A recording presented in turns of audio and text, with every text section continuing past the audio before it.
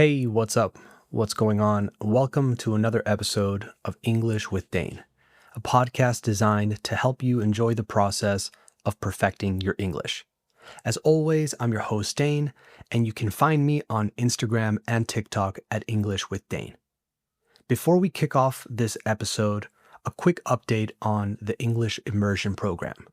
We've landed on a date, which will be Saturday, 7th of March.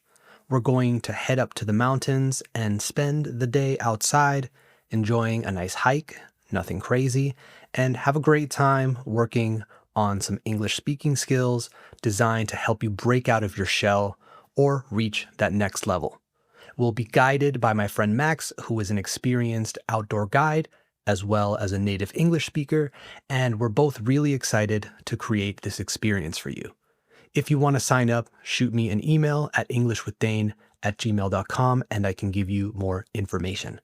We heard you. 9 years of Bring Back the Snack Wrap and you've won. But maybe you should have asked for more. Say hello to the Hot Honey Snack Wrap. Now you've really won. Go to McDonald's and get it while you can. So I woke up this morning to a terrible news story that happened just hours ago. A tragic event unfolded or happened at 7:30 p.m. on Sunday 18th, where a high-speed train traveling from Malaga to Madrid came off the tracks or was derailed, leading to at least 39 people losing their lives. Before we read the headline, I wanted to express how saddened and shaken I am by this news. My heart goes out to the victims and their families. And if these events happen to hit close to home for any of you, my deepest condolences. I obviously didn't expect to read anything like this morning, and it's been on my mind since I read about what happened. Remember that if something hits close to home, it means that it is personally relevant or, let's say, emotionally impactful, because it connects directly to your own experiences, fears, or situations. In this case, I mean it quite literally, because as most of you know, I've lived here in Madrid for the last 25 years of my life here in Spain. So yeah, it's a bit of a difficult one. So let's read the headline and learn a little bit more about these tragic events. I'm getting this from El País, by the way, the version in English.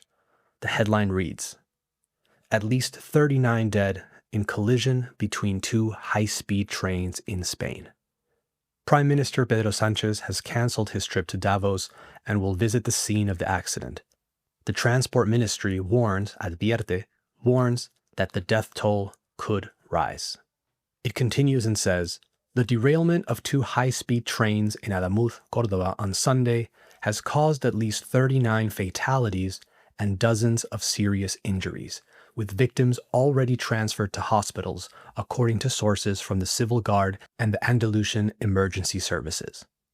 48 people remain hospitalized, 12 of them in intensive care units in the city of Córdoba.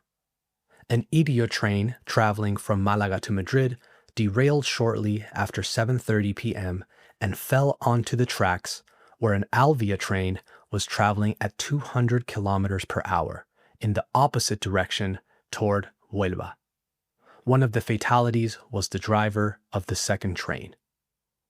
A total of 484 passengers were affected on both trains, and the reasons for the derailment are unknown at this time.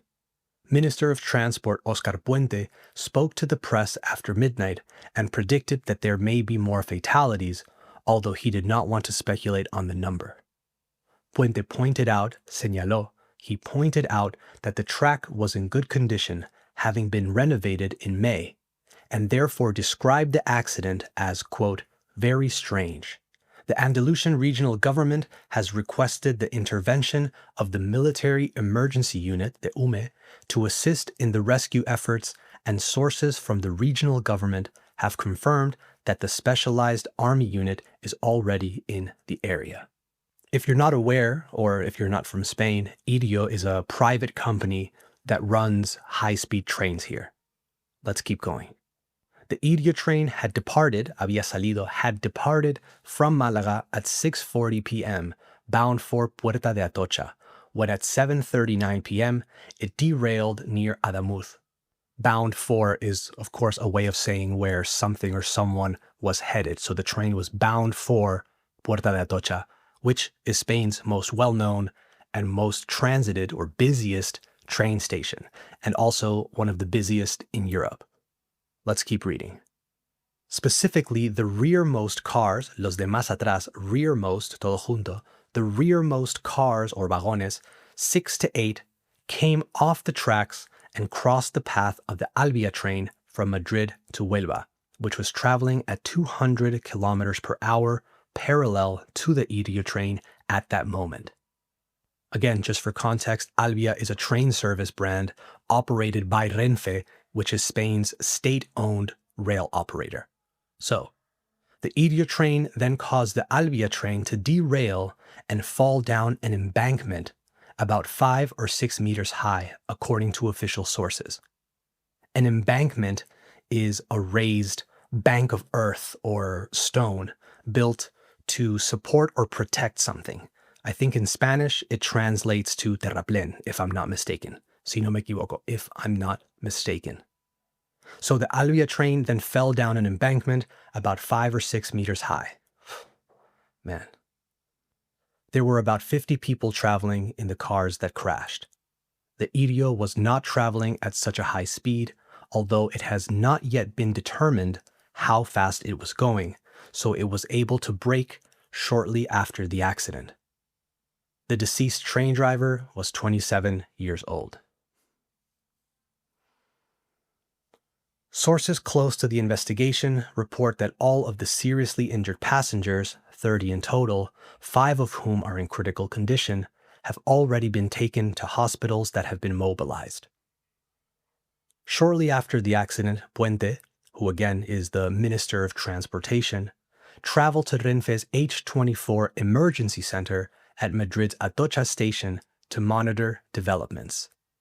After midnight, he appeared at a press conference to explain that all of those trapped had been rescued and taken to 6 hospitals in Andalusia, and announced the creation of an independent commission of inquiry, as required by law, to clarify the circumstances of the accident. The minister expressed his surprise that the Iria train had derailed and collided with the Albia train, where most of the fatalities occurred. Quote, "The Iria train is practically new, and the track has also been renovated. Specifically, replacement work on this section was completed in May.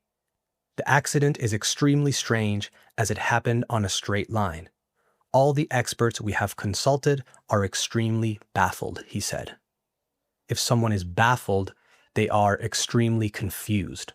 Baffled is spelled B-A-F-F-L-E-D. In Spanish, it translates to like desconcertados. So, he said that all the experts they have consulted are extremely baffled by the event that took place. Let's keep reading. Listen, this next part is quite graphic and very upsetting. Okay, we're going to keep reading, but if it's something you're not comfortable with, or if you're listening with kids in the car or whatever, or if you're very shaken by all of this, I'll give you a second to maybe skip ahead 15 seconds before we continue.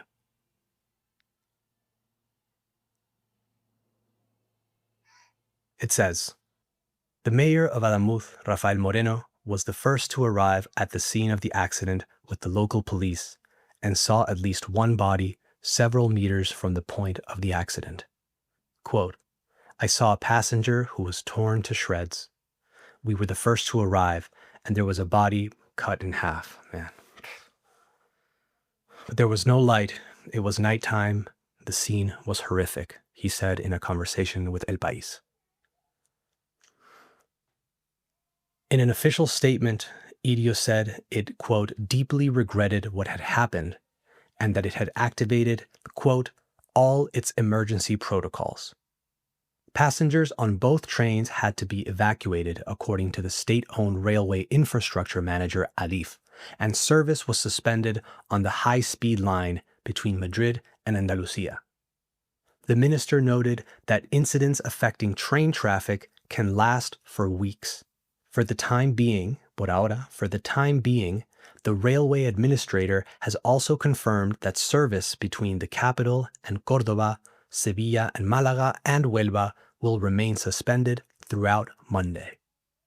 For its part, Renfe also issued a statement after 11:30 p.m. indicating that its president, Álvaro Fernández Heredia, is traveling to the accident site.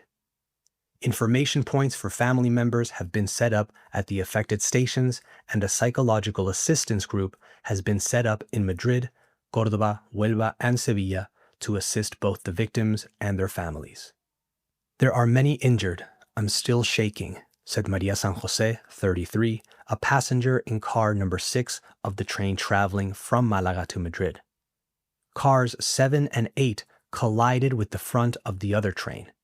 San Jose told this newspaper that the passengers suddenly began to feel vibrations and lots of banging. Suitcases started falling and more banging until the train stopped, explained San Jose.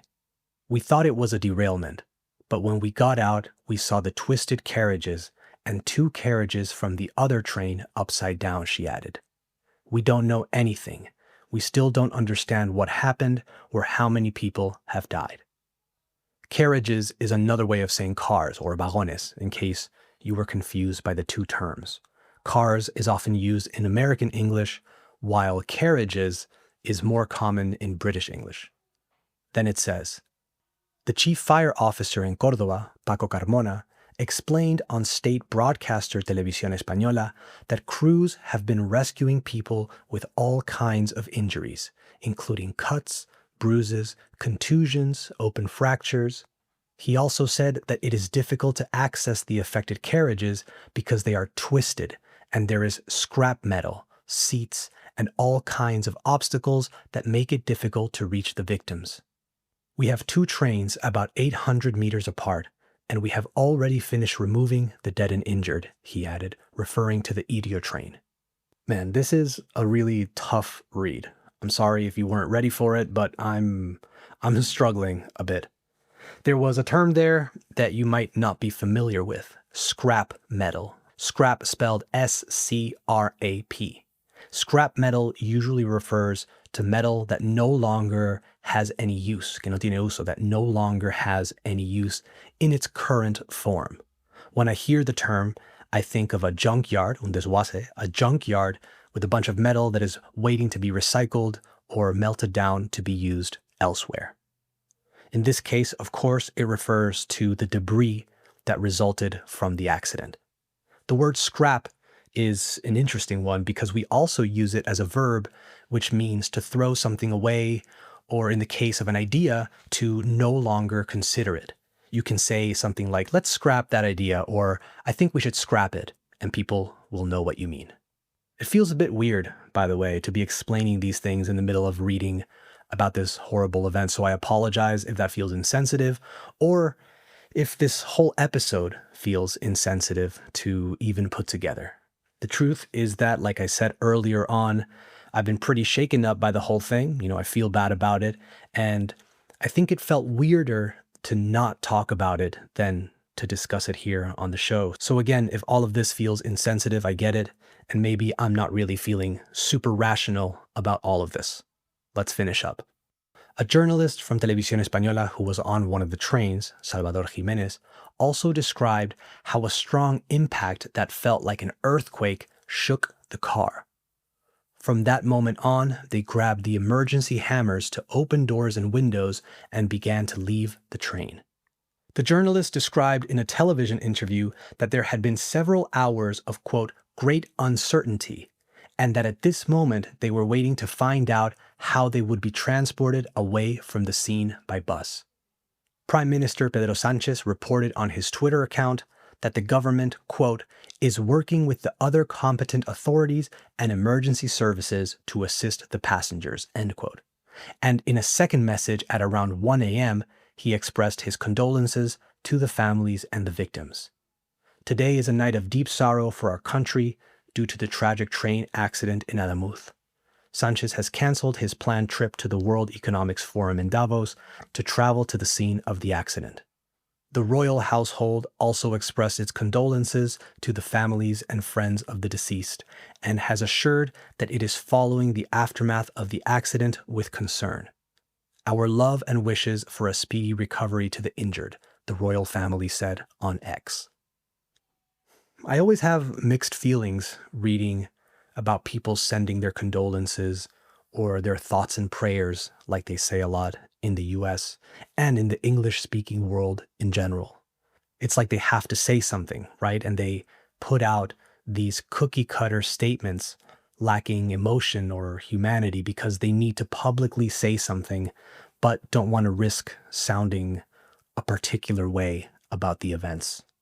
If something is cookie cutter, by the way, cutter spelled C-U-T-T-E-R, cookie cutter, it is overly standardized or generic or lacking originality. This is a very visual metaphor, really. You can imagine those metal things you use to give shape to cookies so they all come out the same, so they come out uniform with as little variation as possible. So almost like something mass-produced and lacking any soul, I guess. So politicians and organizations tend to put out cookie-cutter statements when addressing tragic events or scandals or whatever the case may be. This episode is brought to you by Peloton. Break through the busiest time of year with the brand new Peloton Cross-Training Tread Plus, powered by Peloton IQ. With real-time guidance and endless ways to move, you can personalize your workouts and train with confidence, helping you reach your goals in less time. Let yourself run, lift, sculpt, push, and go. Explore the new Peloton Cross-Training Tread Plus at onepeloton.com. Carvana's so easy, just a click, and we've got ourselves a car. See? So many cars. That's a click-tastic inventory. And check out the financing options. Payments to fit our budget. I mean, that's Clickonomics 101. delivery to our door. Just a hop, skip, and a click away. And bought. No better feeling than when everything just clicks. Buy your car today on Carvana. Delivery fees may apply.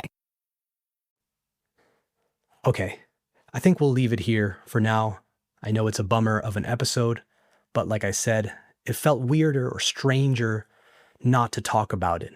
So I've been following the story closely, and of course, it's still developing, but this is something that has really thrown everyone off, and something that is going to leave a lasting impact on all of us, I'm sure. It's also particularly strange when these things happen in places or services that you frequent, right? I've taken those high-speed trains tons of times, and you never really consider anything going wrong until it does, I guess. It really puts everything into perspective, and I think it reminds us all what we should continue to be grateful about for the people in our lives, and that the things that are going on that you think are important or stressful or whatever aren't really that big. All right. Thanks for listening to this episode of English with Dane. I'll be back next week with something less intense, less sad, and less disheartening. I won't ask you to share this episode with anyone because, well, you know. All right. Talk soon. Later.